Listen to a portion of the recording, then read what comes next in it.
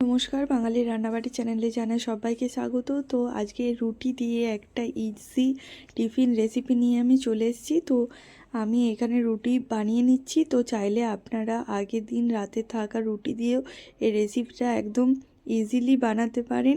তো এই রেসিপিটা খুব সহজ আর সাথে খুবই টেস্টি হয়, বাচ্চা থেকে বড় সবারই খুব পছন্দ হবে। তো এরপর আমি কড়াইয়ের মধ্যে তেল গরম করে নিলাম আর দিয়ে দিলাম ফোড়নে জিরে, আদা কুচি আর রসুন কুচি। তারপর আমি কিছুক্ষণ পর্যন্ত আদা রসুনটা ভেজে নিলাম। তারপর ওপর থেকে দিয়ে দিলাম পেঁয়াজ আর দিলাম ক্যাপসিকাম, তার সাথে দিলাম একটু কাঁচা লঙ্কা। তো ছোট বাচ্চারা খেলে এটা আপনারা কাঁচা লঙ্কাটা না দিতেও পারেন। তারপরে একটু হলুদের গুঁড়ো আর একটু লবণ দিয়ে কিছুক্ষণের জন্য আমি এটা ভেজে নেব।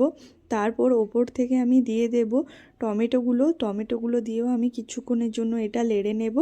তো তারপর একটু ঢাকা দিয়ে দিলাম, কারণ এইগুলো একটু যাতে সেদ্ধ হয়ে যায়। তারপর দিয়ে দিলাম টমেটোর সস আর যে আলুটা সেদ্ধ করে রেখেছিলাম সেই সেদ্ধ আলুটা আমি হাতে করে ভেঙে এখানে দিয়ে দিলাম। তো ভেঙে ভালো করে মিক্স করে দেবেন। আর ওপর থেকে একটু ধনেপাতা দিয়ে দিলাম, ধনেপাতার জন্য আর একটু ভালো লাগে।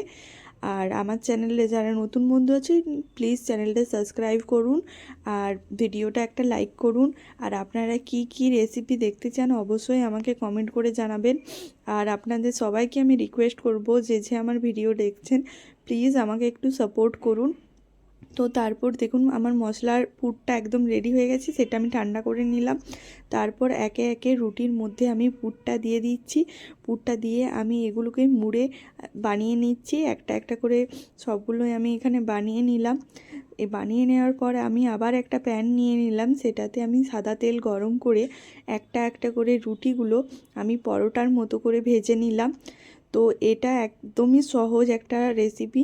তো অবশ্যই আপনারা বাড়িতে ট্রাই করে দেখবেন। আর আপনাদের ছোট বাচ্চা এবং বড় সবাইকেই এটা টিফিনে দিতে পারেন। আর আপনারা জলখাবারেও এটা খেতে পারেন, সন্ধ্যে স্ন্যাক্সেও খেতে পারেন। তো খুবই ইজি আর খুব টেস্টি হয়। আমার কথাতে প্লিজ একবার এই রেসিপিটা ট্রাই করে দেখবেন।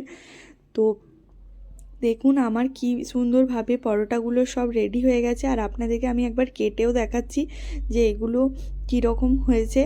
তো সসের সাথে এটা আমার মনে হয় খুব ভালো লাগে, সস মেয়োনিজ আপনারা সব কিছুর সাথেই খেতে পারেন। তো দেখা হচ্ছে পরের ভিডিও।